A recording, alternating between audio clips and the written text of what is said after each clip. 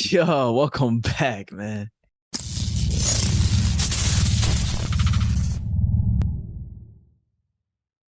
All right, guys, back at it with another video. We're talking UFC 277 today, man. That just happened this past weekend. It was actually a fire-ass card. If you haven't watched it, I feel like it was very underrated. I feel like people were hating on it. I feel like people were giving it way too much hate that didn't deserve. Like, even the prelims were really good. So, I mean, if you guys have literally nothing else to do, definitely go check out the full card, man. It was dope. But yeah, well, let's get into it, man. So, starting from the prelims, honestly, I'm not gonna go over every single fight in the prelims just because it's just too much.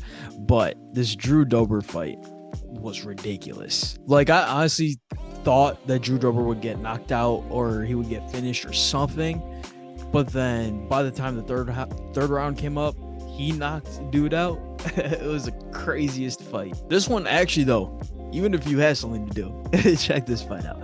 This fight was wild. Like, I feel like most of Drew Dober's fights are like this, where even against Terrence McKinney, I thought he was gonna lose, but then somehow he just ends up knocking him out, and his fights are always ridiculous. But now to the main card.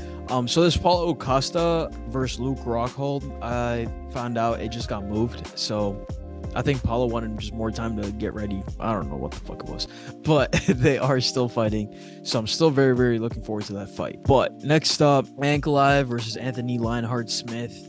I think I said it even in my predictions, I wanted Anthony Smith to win. It was very unfortunate because I believe in the first round, Anthony ended up breaking his ankle. And then from there, the second round, it was a knockout. I've seen a lot of people say that it was an early stoppage, but I mean, I feel like the result would have probably been the same. It would just have taken longer to get to the same result because throughout the whole thing, you would tell Ankalaev was just way better. I hope Anthony Smith recovers fully, really, really well, because I love to see him fight. He's just super dope. His intro walkout, like his presence in the arena, always amazing. So shout out Lionheart. I'm really looking forward to him fighting again. Also, I mean, he's on Michael Bisping's podcast. He does a podcast with Michael Bisping. He's obviously an analyst, and he's amazing at that stuff too. So I really, really am looking forward to seeing more Anthony Smith. Then we got Pantoja versus Alex Perez. Bro, this fight was wild. Like, Pantoja was just going for it, like, the second they let him go. Like, it was crazy. Man was just going off. Like, they both brought it. The second the ref let him go, they both brought it. Pantoja was just way better. He just looked amazing. He looks super, super solid. And as we can see, he got a submission a minute and a half in. Yeah, man. I mean, this fight was just wild. Like, Pantoja ended up on Alex Perez's back while standing and fought the arms, got the standing what the fuck is it called? Yeah, he got the standing rear naked choke. It was a crazy ass fight. Like, another one of those.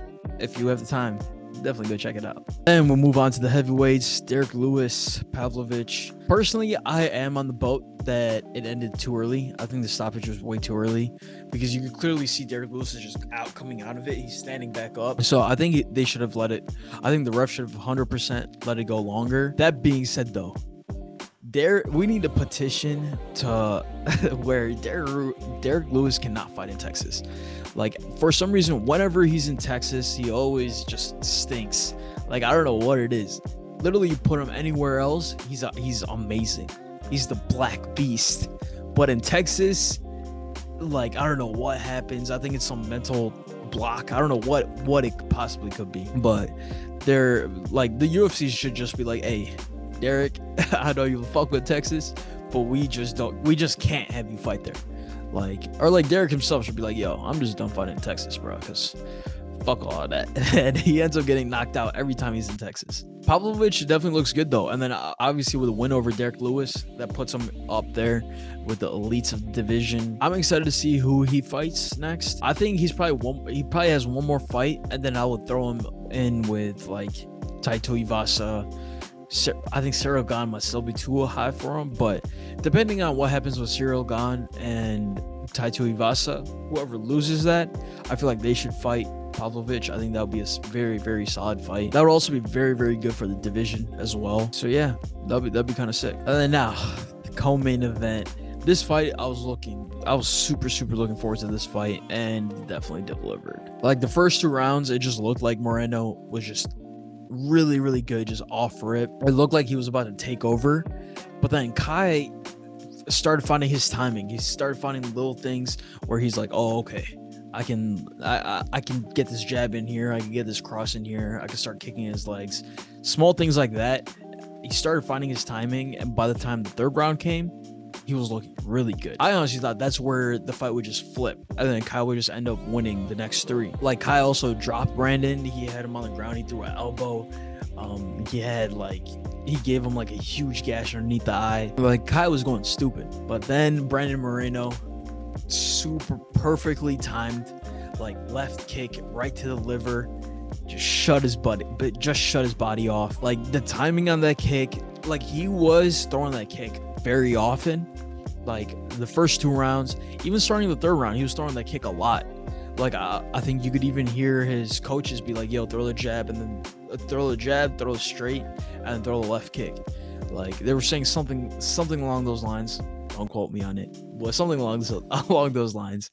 And I think he just stuck to that game plan. And then, I mean, eventually the kick just found the perfect spot, shut Kai's body down. Like, he legit couldn't move after, just dropped him.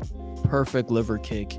And bruh, that's vicious. Like, if you haven't seen, there's an image of Kai after the fight, and where his liver is, it's just completely red. Like, it's crazy. Like, you don't want to get hit with that shit, bro.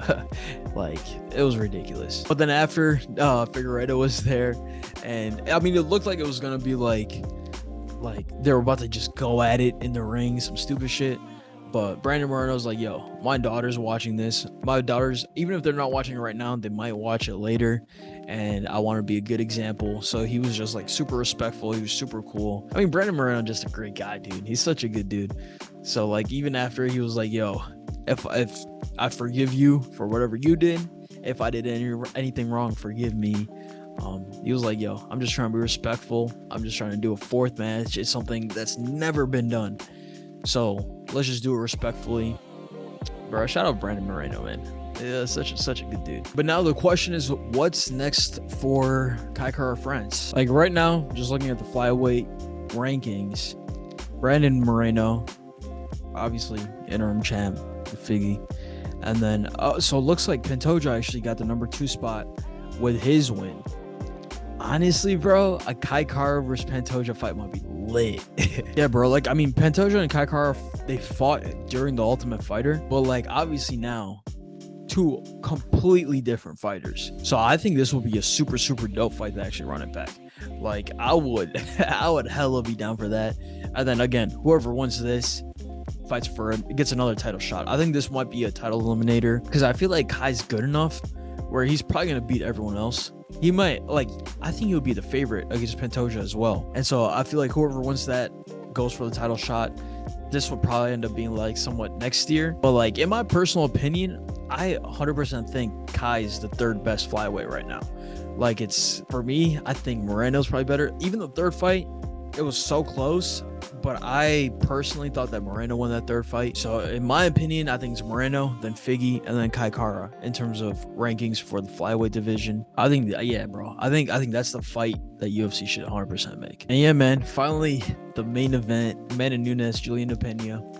Said in my predictions, cannot bet against Amanda Nunes, man. And I mean, this time she genuinely put on a clinic. Like, it was the first time we've seen her in a southpaw stance.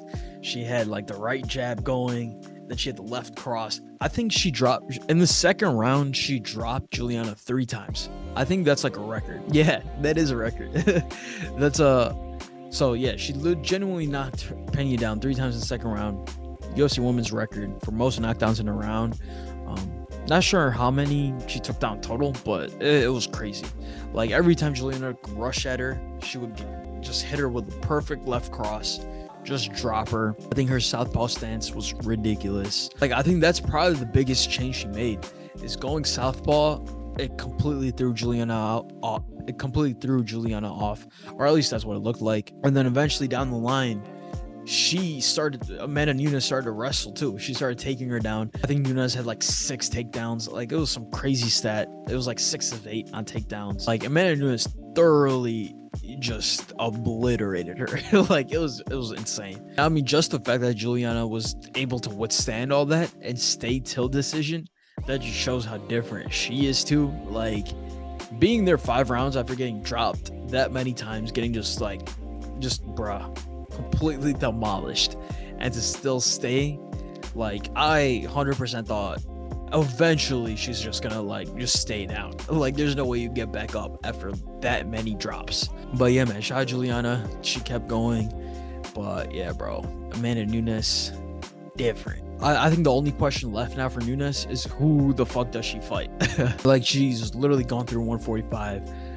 There's literally no one at 135 who's even gonna face her. Like, she's quite clearly the most dominant champ right now, and I don't see anyone stopping her anytime soon. I could definitely see Juliana Pena fighting someone else, and then that could be like a title eliminator. And if Juliana ends up winning that, there's probably gonna be a 3rd fight. I could totally see that, because at least as of right now, there's no one else in any division that could beat Nunes other than Juliana Pena. Also, I would totally be down.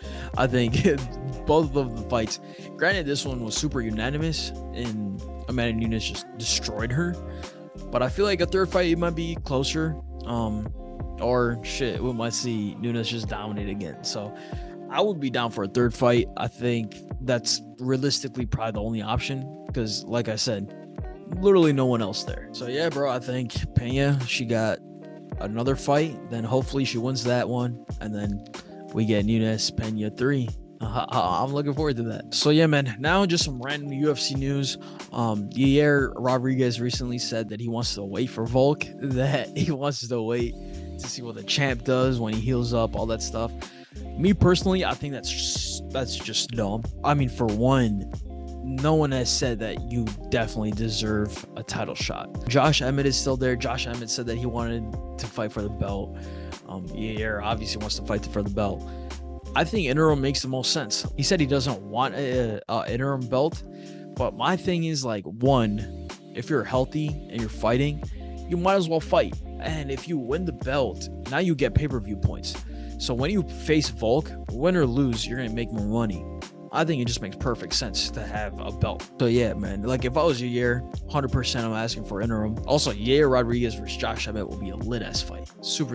I would love to watch that. Also, that clearly shows who's better. It shows who actually deserves the title shot. And yeah, bro, end of the day, make more money, bro. Like, I think it makes perfect sense. That said, if you're healthy, like, if there's an injury we don't know about, then all right, yeah, go ahead and wait. But if you're completely healthy, you're looking for a fight, you can fight, I don't see the risk in it. Because I think Volks even said that he wants to first fight Charles Oliveira or Islam, whoever wins that. I think he wants to do that fight first. So there's so much time in between there. I would 100% ask for an interim title. Get your belt, bro. Another potential fight, Dan Hooker's been calling out Tony Ferguson. He wants that fight. This fight, I mean, it also makes sense. Like, they're both absolute savages, but they're on losing streaks. It makes perfect sense for them to fight each other. Yeah, bro, like, Tony's 38. Dan Hooker is only 32. So this would, like, for Dan Hooker, a win over Tony Ferguson would be huge. Vice versa, for Tony Ferguson, a win over Dan Hooker would be huge right now. I think this is 100% the fight to make. I think it'll be a great fight. And yeah, just see who ends up winning, who can prove themselves. UFC should 100% make that fight. All right, guys, that is it for another video, man. Just covered UFC 277, some matchups, some potential matchups, a bunch of good stuff happening in the UFC. With that, check out all the links in description. It leads to something I'm doing, it leads to my socials, or just something I'm working on, man. So with that, be sure to comment, subscribe, all the other YouTube-y shit. Yeah, man, with that, I'm out of here. Peace.